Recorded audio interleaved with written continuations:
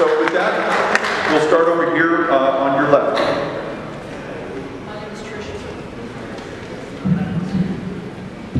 My name is Trish Aaron. I'm a military spouse, and I work for the federal government. I have a two-part, I won't say question, I'll have a statement, and then I have a question or something I want you to address. But number one, I came in on the part where you're talking about the border. In my opinion, these people are illegal. I have military friends who are married to German nationals, Koreans, people that are waiting in line to get their national citizenship. Why should these people be jumping ahead of those that are here legally with spouses and in line to do the right thing? They're sucking on our welfare. If the economy in Mexico is improving so much, why are they still migrating over here in such large numbers? You know, with that, I don't expect any more response. But my main reason for being here is the federal sequestration and government furlough.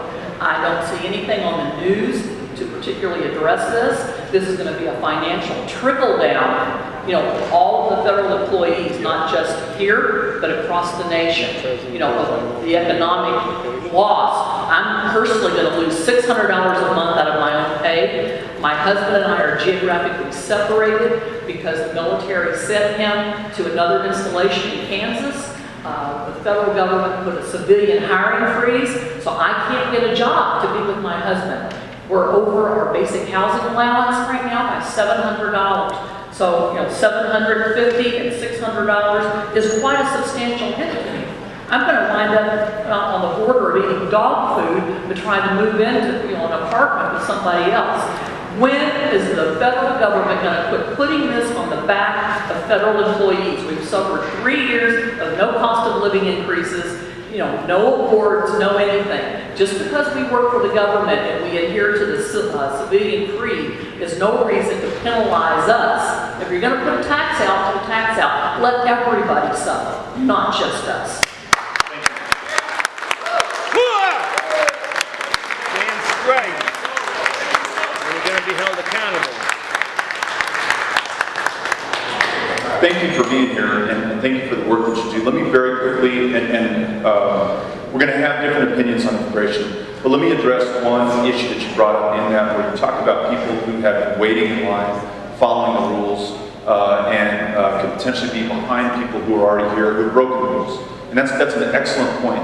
Part of the reason that wait time for somebody who is in this country already and is undocumented is so long, 13 years, is because they want to afford those folks who have been waiting in line enough time to get to the front of that line and get into this country before those folks who are already here are recognized. So that's accounted for in the reform package that's come out of the Senate. Now, we may disagree about the wisdom of moving forward with that, but I wanted to make sure that I cleared that up. Now, on your point about the furlough, I can't argue with the thing that you said. There are more than 22,000 federal civilian employees in El Paso. And these are folks who take care of our veterans at William Beaumont or the VA clinic. These are folks who take care of our soldiers and our wounded warriors at William Beaumont and at the new William Beaumont that we're about to build.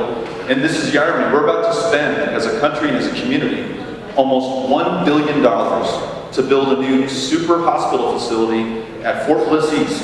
State-of-the-art, latest and greatest, $1 billion. And we can't pay the folks who are there to staff it to ensure that we take care of the veterans who are coming back from Afghanistan right now, or those folks who came back from Iraq. Just from a moral perspective, this is absolutely wrong. You need to know what I've done to try to avert the sequester. So I've offered legislation that would replace the sequester with, as you mentioned, some tax increases, and let's call them what they are. It's, some people say enhancing revenue. It's tax increases, removing tax loopholes, shelters, giveaways to big corporate entities, and then some cuts, some targeted, intelligent cuts. Yes, there is waste in the federal government. No one can deny that. But targeting that instead of approaching every single department and every single person and every single person's family with a meat cleaver is not the way to get that done. So we filed legislation. We've spoken on the floor about those folks in El Paso, like yourself, who are suffering because of the sequestration. I've signed what's called a discharge petition. And that's where the Speaker has the ability, Speaker Boehner has the ability to decide what legislation is going to come forward for us to vote on and what he's going to choose to ignore.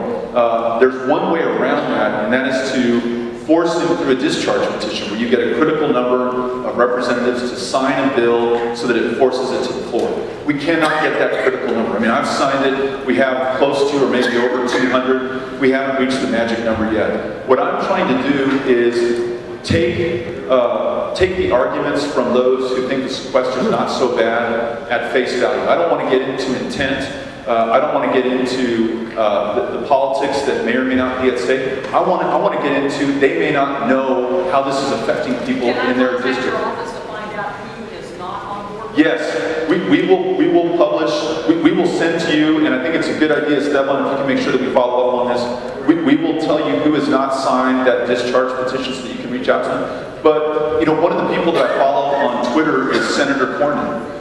And one of the things Senator Cornyn tweeted in March was, I guess President Obama was just trying to scare us. The sequester is not the end of the world. The sky did not fall. And I think politically he made an important point. I think the president overplayed his hand. He basically sketched out a scenario where that if we go through sequester, the country's going to stop working. The country did not stop working. You folks have done an incredible job in a very uncertain, perilous time for yourselves personally because you take your jobs so seriously. And that's why the country did not come to a screeching halt. But for you to take a 20% pay cut and still figure out how you're going to provide for your family is unconscionable, especially given the work that you do. So I used the brief time that I had with Senator Cornyn. He had a meet and greet in his whip's office on the Senate side 2 months ago. And I said, I've got 22,000 federal employees in El Paso. And yes, maybe the country did not come to a screeching halt, but these folks are your constituents as well, and they are truly suffering. And I hope that we can work together to replace this. The small, tiny silver lining that I see is a lot of problems and crises and deadlines are going to come to a head at the end of this fiscal year, which is the end of September. We have a debt ceiling potential crisis already brewing, where we're going to have to decide that we're going to raise the debt ceiling or default on some of our country's debt. We do not have a budget for now the 4th fiscal year in a row, but for the first time in 3 years, we have a budget proposal from the House, a budget proposal from the Senate, and a budget proposal from the President. So all three parties that are negotiating have laid their cards on the table. Those and a couple of other deadlines that are coming to a head at the beginning of the fall give me some hope that there will be this quote-unquote grand bargain. And out of that grand bargain, we will replace the sequester. So to be blunt, this problem that we're in right now, the sequester, it is going to be there for the rest of this fiscal year through the end of September, as far as I can see. And I'm a freshman who's only been there for 6 months, so invest as much as you want in that. But I do think that at the end of that time, at the end of September, we may have the opportunity to come together. I'm going to use the intervening months to educate the rest of my colleagues and tell them how it is affecting communities like ours and communities like theirs. So I apologize for the long answer, but this truly is one of the most, if not the most important issues facing our community right now. I want to make sure that you have as much as I know about this right now. And we will get you and other people who are interested and curious the names of those who haven't signed this discharge petition. Perhaps you can join me in pressuring them to get this bill to the floor so that we can vote on it. So thank you for your question. I'm now going to go to this side. Yes? Yes, first off,